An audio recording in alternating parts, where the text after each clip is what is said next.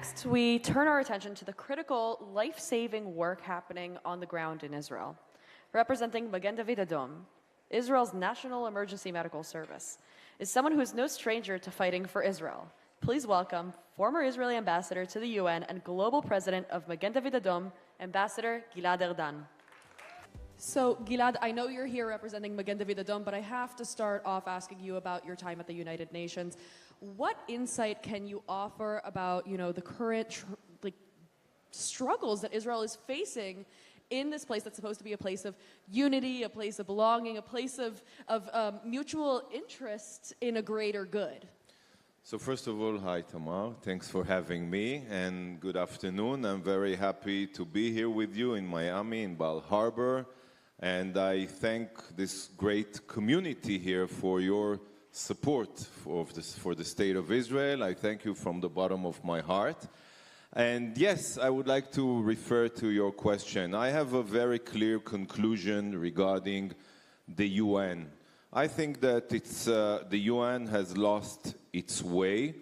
It's basically lost the justification to exist, because today the UN is truly part of the weapons, of the arsenal of rogue states and terror organizations. And when we ask ourselves, how is it possible when we look at the UN and we see all these crazy resolutions being passed there? How is it happening? So, based on my experience, it's quite clear that the political makeup of the UN has changed dramatically since it was founded. It was founded with 51 member states that shared similar values. Today, the political makeup, today there are 193 countries.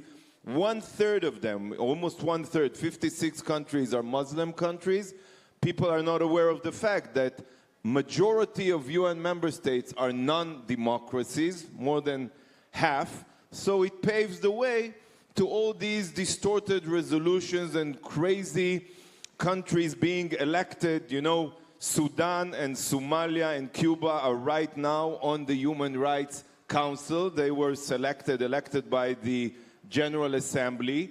If we care, and we care for women's rights, so Saudi Arabia was recently elected to chair the Commission on the Status of Women. Yeah, you can make these things up. Iran was elected to lead the Social Forum of the Human Rights Council, and it's all happening, seriously, because of the original sin.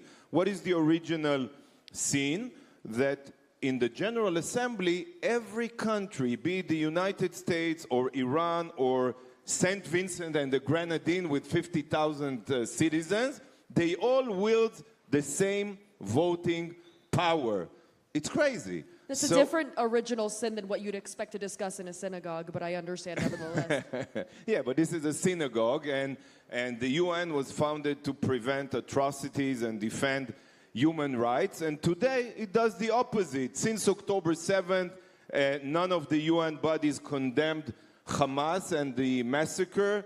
It took them almost 1 year to have even one discussion how to help to expedite the release of our hostages. So I think that the conclusion today is, as I started, that the UN lost its legitimacy. Today the budget of the UN is $75 billion per year, and all of you are still the biggest funders of the UN, almost $20 billion every year. So I believe that now we have the opportunity to work closely together with the incoming administration, and exactly as President Trump in the past realized that UNRWA is perpetuating the conflict and it should be defunded, now we should totally work to defund the UN. Defund it. And trust me, it's possible. You heard here last night the foreign minister of Argentina. I spoke with him personally. He also deeply understands that it's a waste of money. As the late John McCain said, we should build, aspire, and create a league of democracies. Whoever wants to join that club should play by our own rules. We shouldn't be paying for an organization that instead of strengthening the values that we hold dear, is doing exactly the opposite and weakening ourselves and our values and helping the terrorists and rogue states like Iran. Go back to the original intent that the United Nations had at its founding. That makes complete sense. But Gilad, you had 4 difficult years in the United Nations, not an easy time at all to defend Israel on the global stage.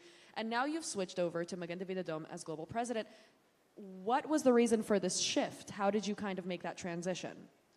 Well, after 4 years in that terrible, distorted, corrupt, rotten organization, the United Nations, I felt that I need to continue my struggle and contribution to the state of Israel and the Jewish people in a different way.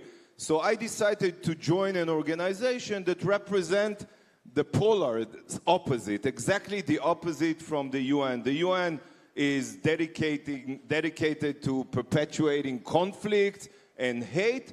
And in Magen David Adom, what they do is they literally, on the ground, save lives day in and day out, every day.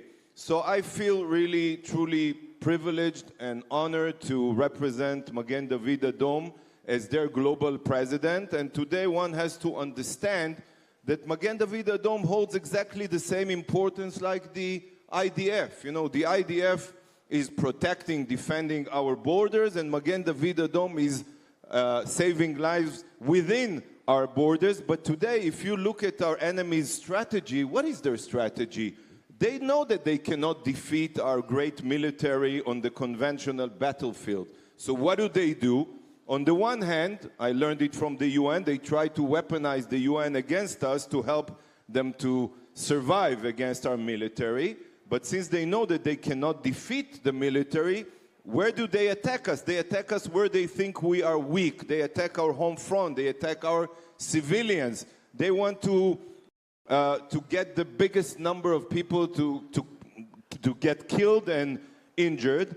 And when you strengthen Magen David Adom, as much as we are better deployed and we have more stations and we have more ambulances and helicopters and we can save lives not within minutes but within seconds, this is exactly how we thwart, we foil the strategy of our enemies. And I believe that today Magen David Adom has a huge impact on our national resilience, the spirit of Magen David Adom. Dozens of paramedics lost their lives while saving other people's lives. Absolutely. We all heard the stories of Amit Man, the brave paramedic who treated injured people in Kibbutz Be'eri, but we have many other stories like her. So I truly feel honored and privileged to lead Magen David Adom today. And I call all of you to strengthen and support Magen David Adom. Absolutely. One last question for you. Yes, absolutely. One last question for you because we're running out of time. If you had to narrow down, because MADA is world-renowned in its advanced way of saving lives. If you had to narrow down the one thing that you see as MADA most unique in, how would you narrow it down? One is hard, but I'll try to do it in 1 minute.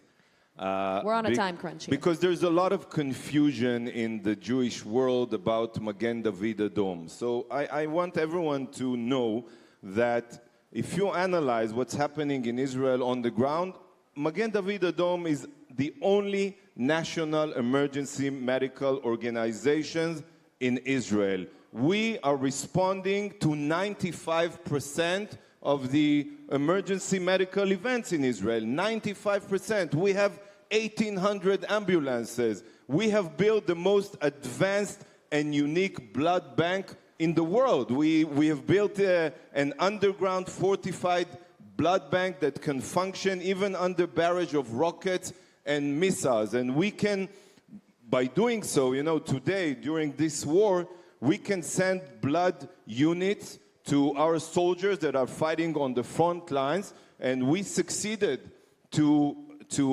minimize, the mortality rate of our wounded soldiers, to cut it in half because we can supply the blood units to the platoons, to the soldiers fighting on the front line. So I believe that today Magen David Adom is one of the most advanced and technological emergency medical services in the world. And if we want to strengthen the future of Israel, we have to continue and support it. Absolutely. Ambassador Gilad Erdan, thank you so much for joining us today. Thank you. Thank you, everyone, and have a fruitful conference. Good luck.